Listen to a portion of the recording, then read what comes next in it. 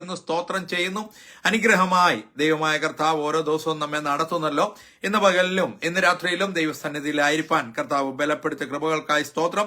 റോമാലേഖനത്തിന്റെ പഠനത്തിലേക്ക് വീണ്ടും നമ്മുടെ ശ്രദ്ധയെ തിരിക്കാം. കഴിഞ്ഞ ദിവസം നാം അബ്രഹാമിന്റെ വിശ്വാസത്തിന്റെ 7 കാര്യങ്ങൾ നാം നോക്കുവാനായിട്ടിടയായി. ആശയ്ക്ക് വിരോധമായി ആശയോടെ വിശ്വസിച്ചു, തന്റെ ശരീരത്തിന്റെ നിർജീവത്വം ഗ്രഹിച്ചു, വിശ്വാസത്തിൽ ക്ഷീണിച്ചില്ല, ദൈവത്തിന്റെ വാഗ്ദത്തത്തിങ്കൽ സംശയിച്ചില്ല, വിശ്വാസത്തിൽ ശക്തിപ്പെട്ടു, ദൈവത്തിന് മഹത്വം കൊടുത്തു, ദൈവം ശക്തനെന്ന് പൂർണ്ണമായും ഉറച്ചു. അങ്ങനെ 7 കാര്യങ്ങൾ നാം പഠിക്കുവാനായിട്ടിടയായി. അപ്പോ 4-ാം അധ്യായം അതിന്റെ അവസാന വാക്യം വരെയുള്ള, അതായത് 23-ാം വാക്യം വരെയുള്ള കാര്യങ്ങളിലാണ് നാം അബ്രഹാമിന്റേതായ ഈ 7 കാര്യങ്ങൾ നമുക്ക് 18 മുതൽ 21-ാം വാക്യം വരെയുള്ള കാര്യങ്ങളിലാണ് ഈ 7 കാര്യങ്ങൾ. എത്ര പേര് ഇതെല്ലാം വായിച്ചു എന്ന്? എല്ലാരും വായിച്ചോ? അതെല്ലാം അതിൻ്റെ അകത്ത് നിന്ന് കിട്ടിയോ? ഈ പറഞ്ഞ കാര്യങ്ങളെല്ലാം 7 കാര്യങ്ങൾ. സ്തോത്രം. ദൈവം അനുഗ്രഹിക്കട്ടെ. 23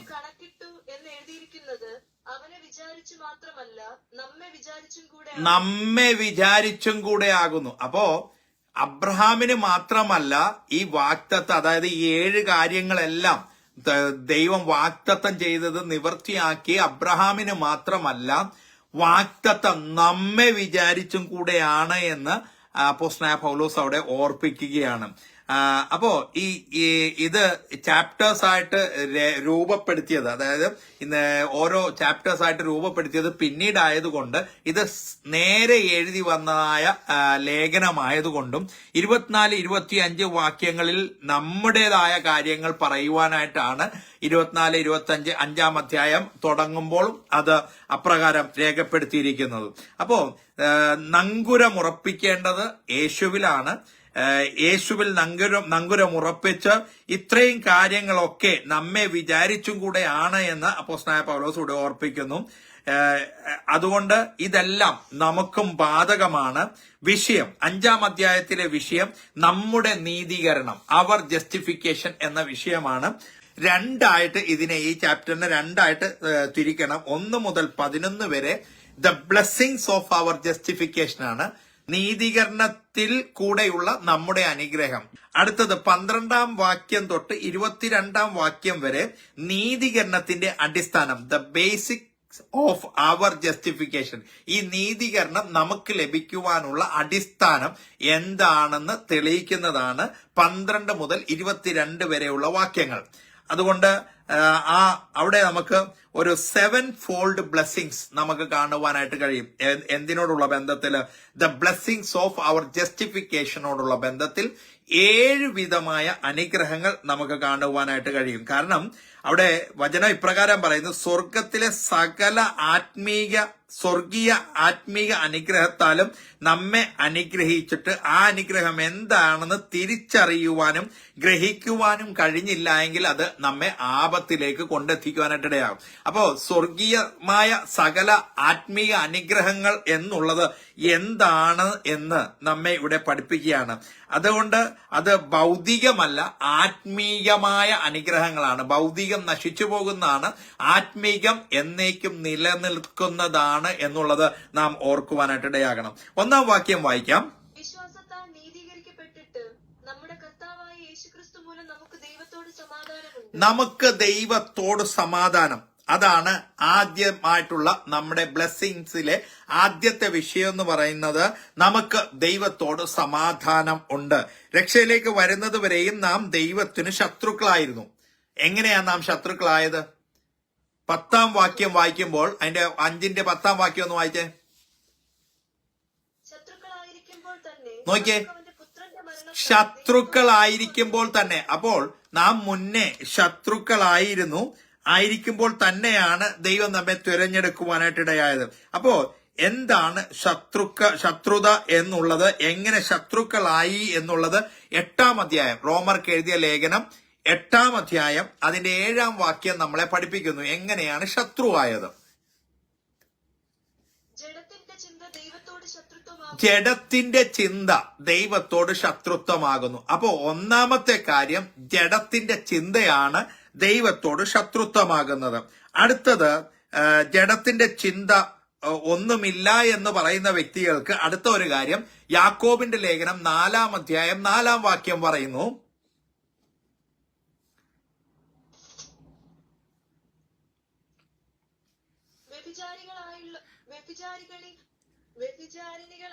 വ്യഭിചാരിണികളായുള്ളവരെ, ആ പദം അങ്ങനെ പറഞ്ഞിരിക്കുന്നു എന്ന് വിചാരിച്ച് അതേ അർത്ഥത്തിലല്ല അത് എടുക്കേണ്ടത്. ഒരു വിഷയത്തോടൊരു ഫോക്കസ് ഇല്ലാതെ പല വിഷയങ്ങളിലേക്ക് പോകുന്നത് കൊണ്ടാണ് ആ വാക്ക് അവിടെ ഉപയോഗിച്ചിരിക്കുന്നത്. വ്യഭിചാരിണികളായുള്ളവരെ എന്നുള്ള വാക്ക് അവിടെ ഉപയോഗിച്ചിരിക്കുന്നത് പല ചിന്തകളിലേക്ക് പോകുന്നത് കൊണ്ടാണ്. അടുത്തത് വ്യഭിചാരിണികളായുള്ളവരെ, ലോകസ്നേഹം ദൈവത്തോട് ശത്രുത്വം മതി. ലോകസ്നേഹം ദൈവത്തോട് ശത്രുത്വമാകുന്നു. അപ്പൊ ജഡസ്നേഹം, ജഡത്തിൻ്റെതായ യാതൊന്നുമില്ല എന്ന് പറയുന്നവർക്ക് ലോകസ്നേഹം വരുവാൻ സാധ്യതയുണ്ട്. അതുകൊണ്ട് അപ്പോസ്തലനായ യാക്കോബ് പറയുകയാണ് ലോകസ്നേഹവും ദൈവത്തോട് ശത്രുത്വമാകുന്നു. അപ്പോൾ യേശുക്രിസ്തു ക്രൂശിൽ മരിച്ചപ്പോൾ ശത്രുത്വം നീങ്ങുവാനായിട്ടിടയായി.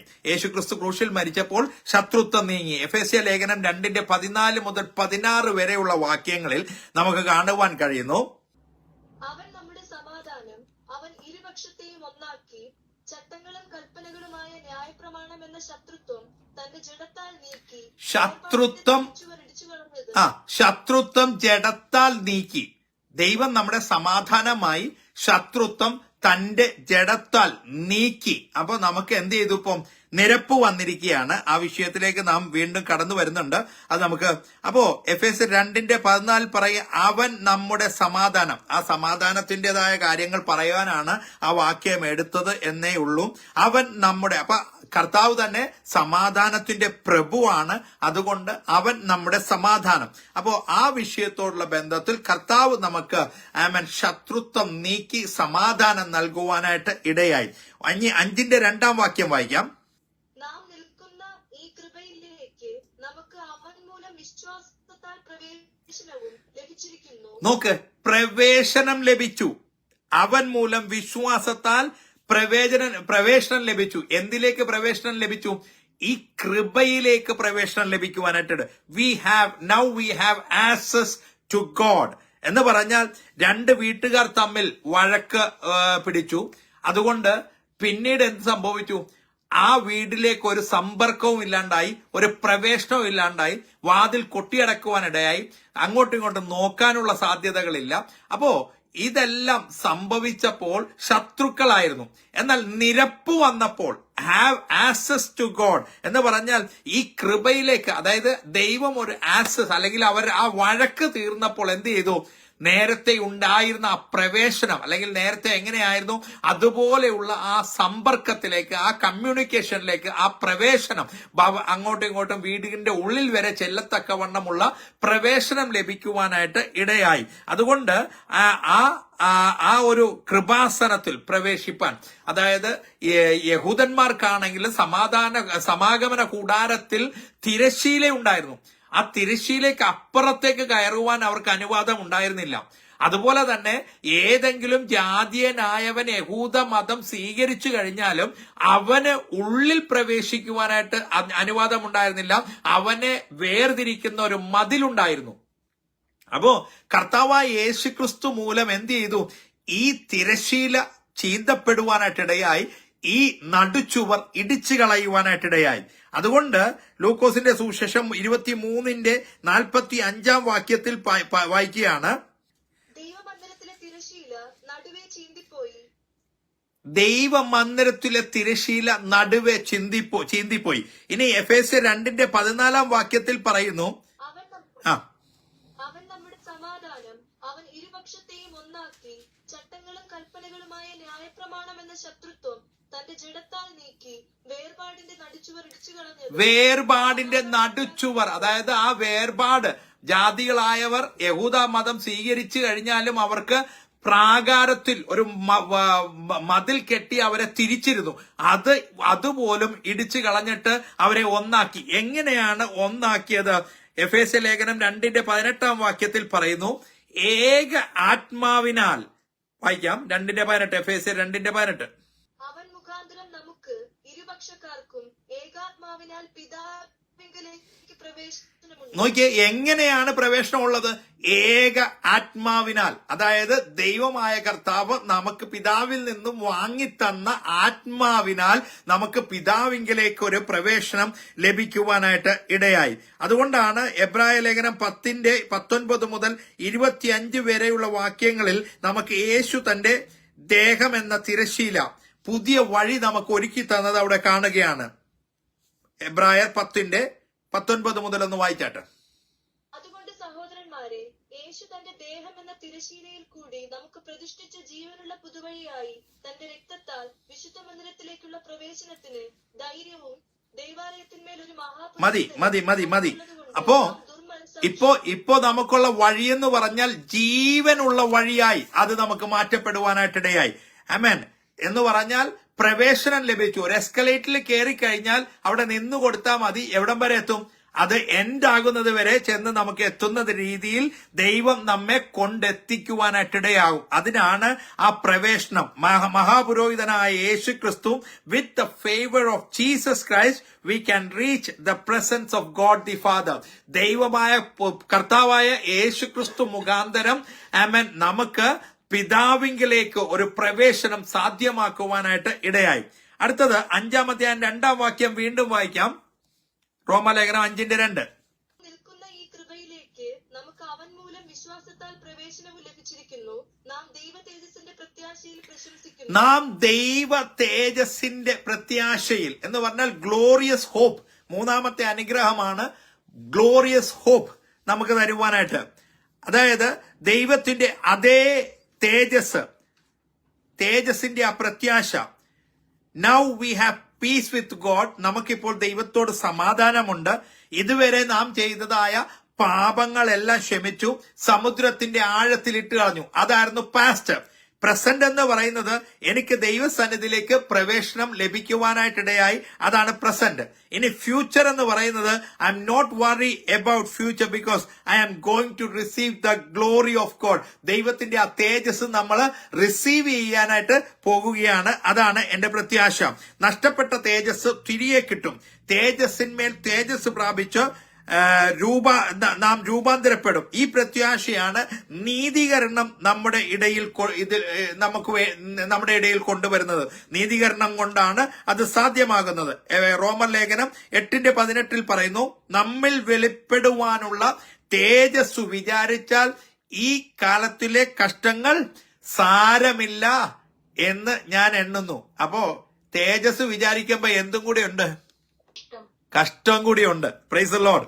അപ്പോ 3-4 വാക്യത്തിൽ അവിടെ നമുക്ക് കാണുന്നു അത് സിദ്ധത, അതായത് പ്രത്യാശ ഉളവാക്കുന്ന ഒരു സിദ്ധത. അതാണ് 4-ാമത്തെ നമുക്ക് കിട്ടുന്ന അനുഗ്രഹം.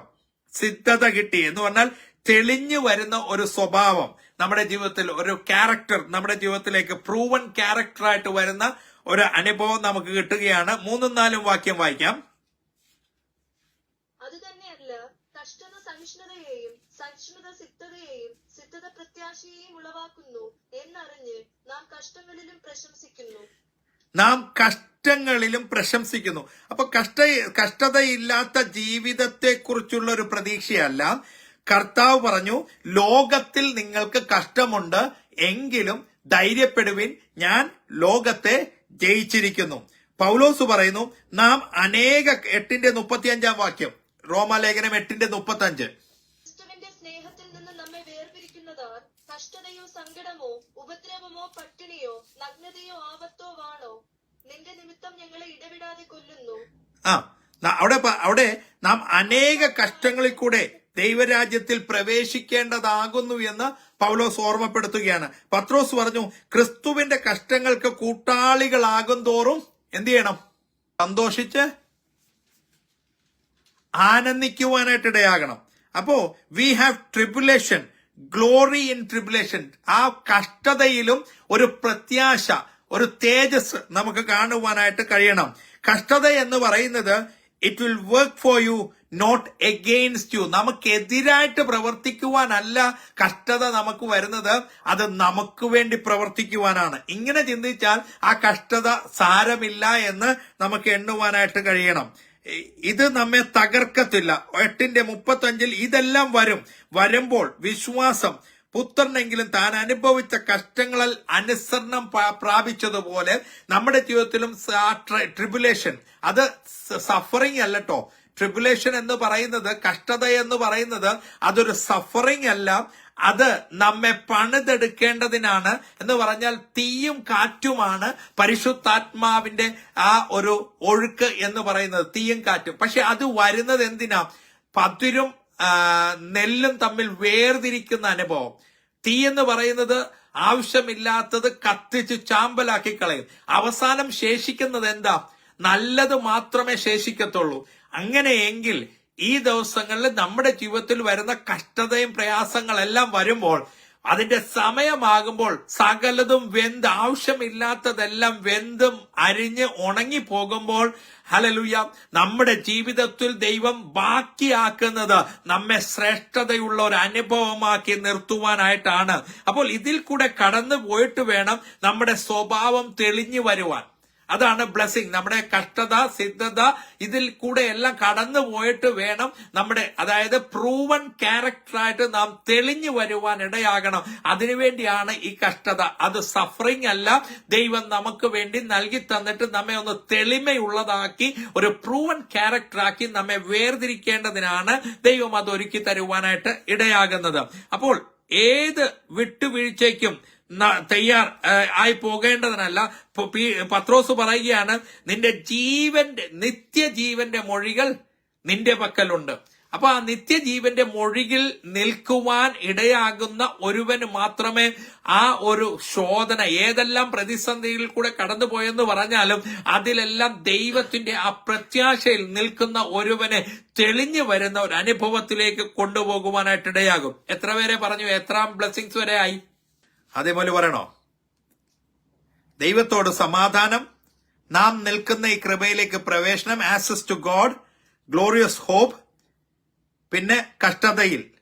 ഇനി അഞ്ചാമത്തേത് പരിശുദ്ധാത്മാവിനെ നൽകി. 5:5, റോമർ 5:5. പ്രത്യാശയ്ക്കോ ഭംഗം വരുന്നില്ല. ദൈവത്തിന്റെ സ്നേഹം നമുക്ക് നൽകപ്പെട്ട പരിശുദ്ധാത്മാവിനാൽ നമ്മുടെ ഹൃദയങ്ങളിൽ പകർന്നിരിക്കുന്നുവല്ലോ. നൽകപ്പെട്ട പരിശുദ്ധാത്മാവിനാൽ നമ്മുടെ ഹൃദയങ്ങളിൽ പകർന്നിരിക്കുന്നുവല്ലോ. കർത്താവ് പറഞ്ഞു, ഞാൻ നിങ്ങൾക്കൊരു പുതിയ കൽപ്പന. അത് ഇച്ചിരി വിഷമമുള്ളതാണ്. അത് ചെയ്യണമെങ്കിൽ എന്റെ ആത്മാവ് നിങ്ങളുടെ ഉള്ളിൽ വന്നെങ്കിൽ മാത്രമേ അത് സാധ്യമാകുകയുള്ളൂ. പുതിയ കൽപ്പന എന്താ? ദൈവം തന്ന അത് സാധ്യമാകണമെങ്കിൽ പരിശുദ്ധാത്മാവിൽ കൂടെ പറ്റത്തുള്ളൂ. എന്താണ് ആ പുതിയ കൽപ്പന?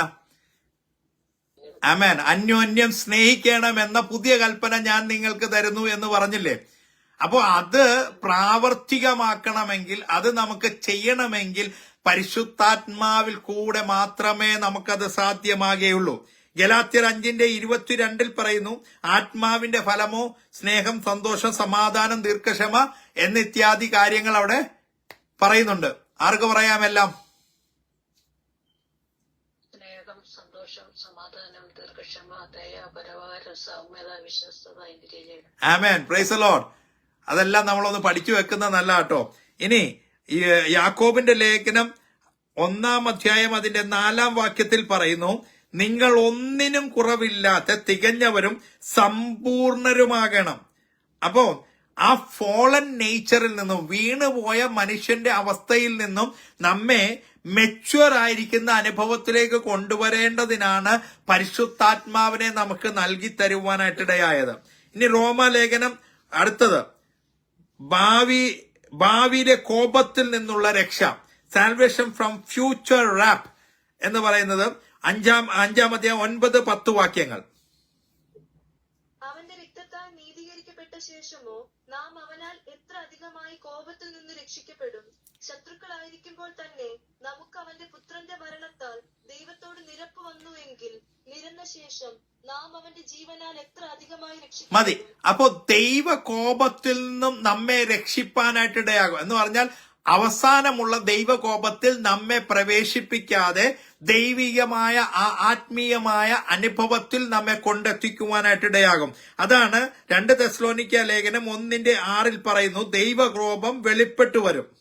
കർത്താവായ യേശു തന്റെ ശക്തിയുള്ള ദൂതന്മാരുമായി ദൈവമായി സ്വർഗത്തിൽ നിന്ന് അഗ്നിജ്വാലയിൽ പ്രത്യക്ഷനായി ദൈവത്തെ അറിയാത്തവർക്കും നമ്മുടെ കർത്താവായ യേശുവിന്റെ സുവിശേഷം അനുസരിക്കാത്തവർക്കും പ്രതികാരം കൊടുക്കുമ്പോൾ വായിച്ചോ.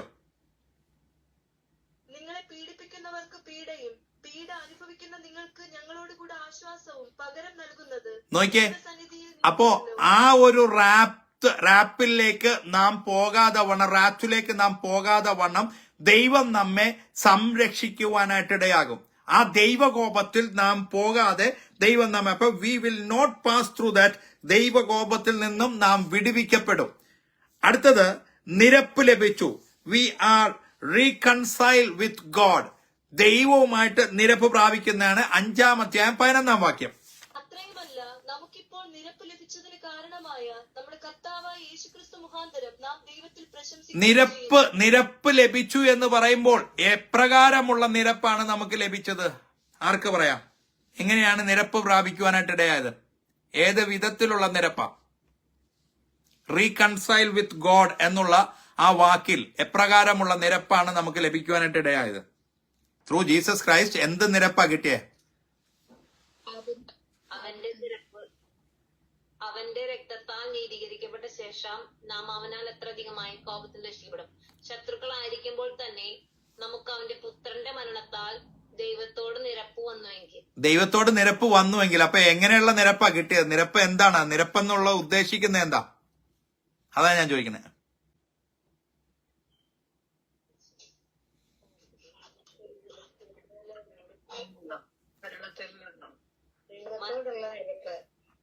ദൈവത്തോടുള്ള നിരപ്പാണ്. ആ നിരപ്പ് എന്താന്ന് ചോദിച്ചത്. പാപത്തിൽ നിന്നുള്ള മോചനം കിട്ടി. പാപത്തിൽ നിന്നുള്ള മോചനം കിട്ടി, ശരിയാണ്. പക്ഷെ അപ്പൊ എന്ത് സംഭവിച്ചു? ഏതവസ്ഥയിലാണ് ഞാൻ ആയിത്തീർന്നത്? Eternal life. ഏതവസ്ഥയിലേക്ക് ഞാൻ ആയിത്തീർന്നു?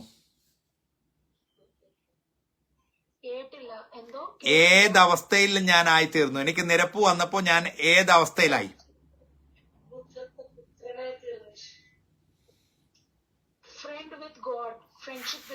Friendship with God. എങ്ങനത്തെ അവസ്ഥ? അതായത് നഷ്ടപ്പെട്ടു പോയ മനുഷ്യന്റെ അവസ്ഥ, അതായത് നഷ്ടപ്പെടുന്നതിന് മുൻപുണ്ടായിരുന്ന മനുഷ്യന്റെ അവസ്ഥയിലേക്കാണ് നിരപ്പ് പ്രാപിക്കാനായിട്ടിടയായത്. തേജസ് മടക്കി ലഭിക്കുവാനായിട്ടിടയായി.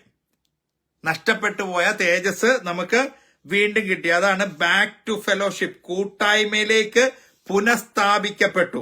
5-10 വാക്യം, പുത്രന്റെ മരണത്താലാണ് അത് നമുക്ക് സാധ്യമായത്. 2 കൊരിന്ത്യർ 5-19 വാക്യം വായിക്കുമ്പോൾ ഇച്ചിരി കൂടി അതിനൊരു ക്ലാരിഫിക്കേഷൻ കിട്ടും. 2 കൊരിന്ത്യർ 5-19. ദൈവം ലോകത്തിന്റെ ലംഘനങ്ങളെ കണക്കിടാതെ ലോകത്തെ ക്രിസ്തുവിൽ തന്നോട് നിരപ്പിച്ചു പോന്നു. ഈ നിരപ്പിന്റെ വചനം ഞങ്ങളുടെ പക്കൽ ഫലമേൽപ്പിച്ചുമിരിക്കുന്നു. ഈ നിരപ്പിന്റെ വചനം, അതാണ് ഗോസ്പൽ. ഈ നിരപ്പിന്റെ വചനം ഞങ്ങളുടെ മേൽ ഭരമേൽപ്പിച്ചിരിക്കുന്നു. അപ്പൊ ആ നിരപ്പ് പ്രാപിച്ചത് കൊണ്ട് നമുക്ക് പ്രാപിക്കുവാൻ കഴിഞ്ഞത് ദൈവ തേജസ്, നഷ്ടപ്പെട്ടു പോയ ദൈവ തേജസ് നമ്മളിലേക്ക് മടക്കി തരികയാണ്. അതുകൊണ്ട് ഞാനിപ്പോ എന്തായി? Now I am a friend of God. ദൈവത്തിന്റെ സ്നേഹിതനായി മാറി. Member of God's family. ദൈവത്തിന്റെ കുടുംബത്തിലെ അംഗമായി. Not a ordinary member but beloved son and daughter. വെറുതെ ഒരു മെമ്പർ മാത്രമല്ല, നമ്മള് അവന്റെ പുത്രത്വത്തിന് അവകാശിയായി തീരുവാനിടയായി. I am redeemed by God. ഞാൻ ദൈവത്താൽ വീണ്ടെടുക്കപ്പെട്ടു. I can worship with spirit as it is in me. എനിക്ക് ആത്മാവിൽ ആരാധിക്കുവാനായിട്ട് കഴിയും, കാരണം അതെന്റെ ഉള്ളിലുള്ളത് കൊണ്ട്. I have the authority with God. ദൈവത്തോട് കൂടെ എനിക്ക് അധികാരമുണ്ട് എന്നുള്ളത് നമുക്ക് പ്രാപിക്കുവാൻ കഴിഞ്ഞതായ അവസ്ഥകളാണ്. അതെല്ലാം ഓർത്ത് നമുക്ക് ദൈവത്തെ സ്തുതിപ്പാൻ തക്കവണ്ണം ഇടയാകണം. ദൈവമായ കർത്താവ് ഈ വചനങ്ങളാൽ നമ്മെ സഹായിക്കട്ടെ. അടുത്തത് നമ്മൾ 2-ാമത്തെ ഇതിലേക്ക് കടക്കുകയാണ്. അതായത് 5-ാം അധ്യായം 12 മുതൽ 21 വരെയുള്ള വാക്യങ്ങൾ. നേരത്തെ ഞാൻ പറഞ്ഞു the blessings of our justification ആണ് 1 മുതൽ 11 വരെയുള്ള വാക്യങ്ങൾ. അതാണ് നാം ഇപ്പോൾ പഠിച്ചത്. ഇനി 12 മുതൽ 22 വരെയുള്ള വാക്യങ്ങളിൽ the basics of our justification, നീതീകരണത്തിന്റെ അടിസ്ഥാനം എന്ന വിഷയത്തിലേക്കാണ് നാം കടക്കുന്നത്. ആമേൻ. അതുകൊണ്ട് നാളെ 5-ാം അധ്യായം 12 തൊട്ട് 21 വരെയുള്ള വാക്യങ്ങൾ വായിച്ചിട്ട് വരണമേ എന്ന് ഓർപ്പിക്കുന്നു. കർത്താവ് ഏവരെയും സഹായിക്കുകയും അനുഗ്രഹിക്കുകയും ചെയ്യട്ടെ.